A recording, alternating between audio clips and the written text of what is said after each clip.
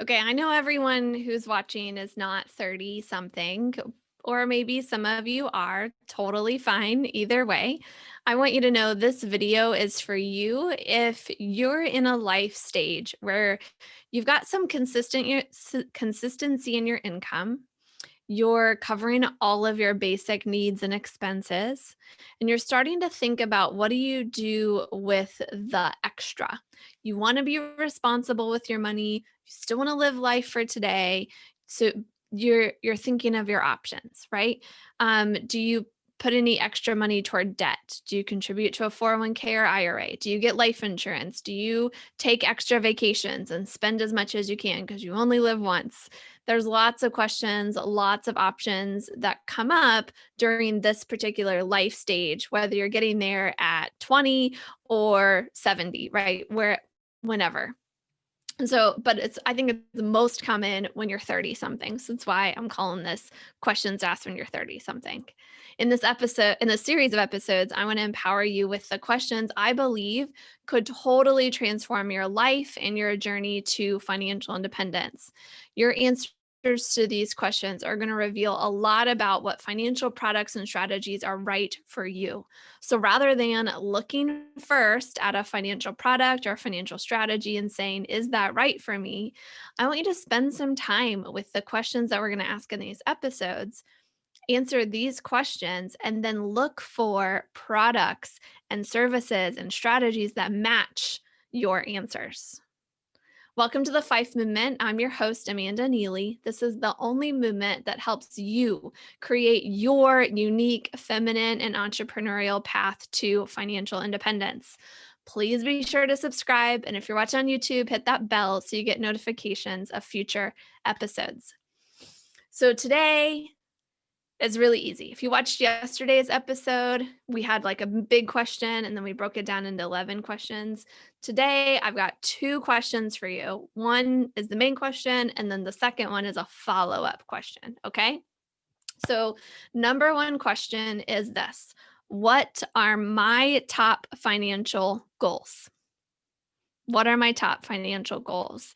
And then going into each of those goals and asking, what's important about that goal to me?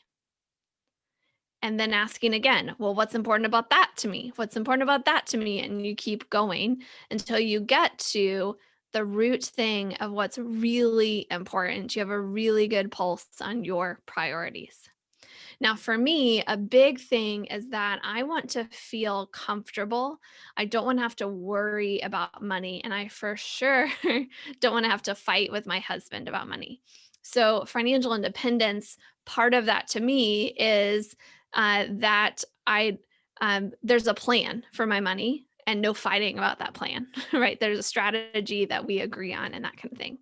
So that's a top financial goal is to have enough money so that there's no like question about like what we agree on, which when I think about that, right, that doesn't have to be lot of money, but or it could be, doesn't that part doesn't matter.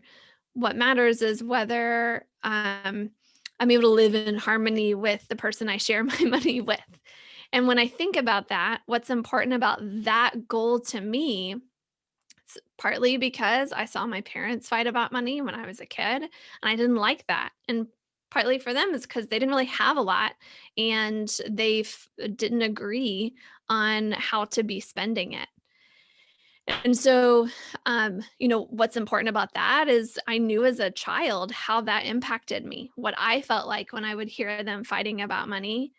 And I don't want that for my own child, right? I don't want him to have that kind of money is something you fight about mentality when it comes to money. I want him to have a different mindset about it. And why is that important to me? Because I want what's best for my child. And why is that important to me? Because I want him to live a different life than I have, a better life. And that kind of series of questions really gets to it's not just that I don't want to fight with Brandon, my husband, about money. It's really that I want to, live a different story in the world than the story I lived, during the first part of my childhood, right? I want to leave the world a better place. And that starts with my son, it starts within my own household, but then it can ripple from there, right? When we've got that figured out. And so you can see how you might just say, well, I want to make $1 million. But then you ask yourself, well, what's important about making $1 million to you? Well, so that I don't have to worry about where my next meal is coming from. Well, why is that important to you? Well, we had to worry about that at one point, and I know what that feels like. I don't want to worry. Like, you get into some of those deeper things. How does this help you figure out then what financial products and services and strategies to use? Well, guess what? You have that goal. It's not just about making $1 million. It's not just about not fighting with your spouse. It's about this deeper thing, and different financial products are going to help you do that in some way, shape, or form differently, right? And what you might find is that security is more important to you than risk, or risk is more important to you than security. And different financial products are going to have different results when it comes to risk or security. And you can go through yesterday's questions with some of those goals in mind, and these two questions kind of feed off of each other that way. So you ask, like, what's my goal? And then what do I need my money to be doing for me to help me reach that goal? And not just make $1 million or whatever the goal is, but what's important about that goal? Why does that goal exist? And go from there. I hope this has been helpful. This is the kind of thing that you want to sit with and think through, have conversations about. This is one thing every client I talk with, we have this kind of conversation and we get to know what are their top financial goals. And hopefully we get into like really what is important about those goals to them as well. So spend some time with that. If you want to talk to me about that, I'd love to have that conversation. I really enjoy hearing what people want their money to be doing for them in terms of the goals that they want to accomplish and why those goals are important. So thanks for joining me, connecting with the Five Movement. As you go about your day today, remember, wealth is coming your way. Your quest is to prepare for using it well. For more tips on how to prepare, be sure to subscribe. And for to connect with the community, visit fifemovement.com.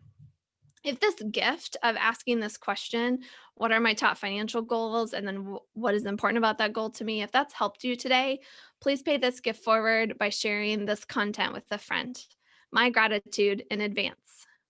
To help this video be seen by more people, please hit the like button, and we invite your feedback in the comments too. When you think about your goals, what's the important thing behind those goals that really shape, why those goals are your goals and not something different? I'd love to hear about kind of the why or the what's important behind a goal to you. Please share in the comments if you feel comfortable. You can be as vague or as specific as you want. Thanks.